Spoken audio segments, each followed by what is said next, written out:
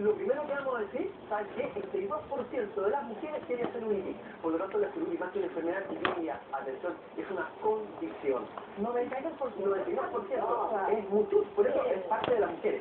Hay que decir lo siguiente, que la celulitis hay tres tipos. La celulitis dura, que se presenta en mujeres jóvenes. ¿Qué significa que mujeres jóvenes, atléticas y todos con celulitis? Bueno, es una condición de mujeres más jóvenes. La celulitis que se presenta después de los 65, 60 años, blanda, y está asociada a los embarazos, ¿no es cierto?, a la ganancia, a la subida de peso y baja de peso nunca.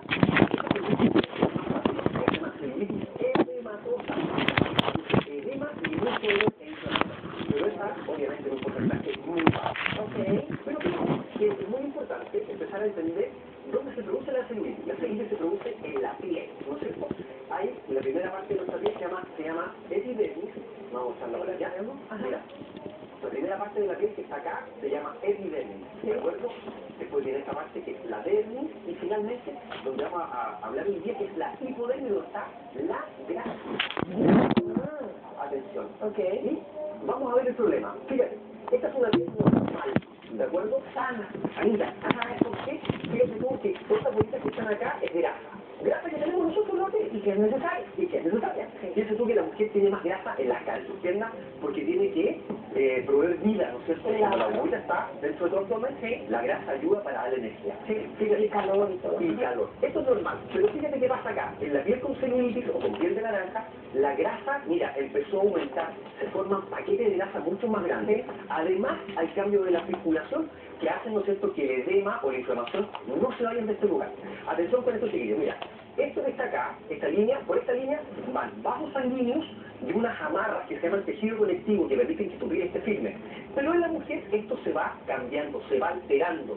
Y pasa lo siguiente, que se empieza a retraer. Es decir, estas líneas que hago acá, ¿no es cierto?, que son los vasos sanguíneos, el tejido conectivo empieza a bajar y da esta imagen, ¿no es cierto? Son los bachecitos. Eso, que se llama también piel de colchón, con los colchones antiguos que tienen unos botones. Capitoneado, Capitoneado. Ahora, dime una cosa, entonces es una combinación de inflamación Muy bien. con La tracción, ¿no es cierto?, que hace esta fibra, y por eso se ve esto como botoncito, ¿de acuerdo?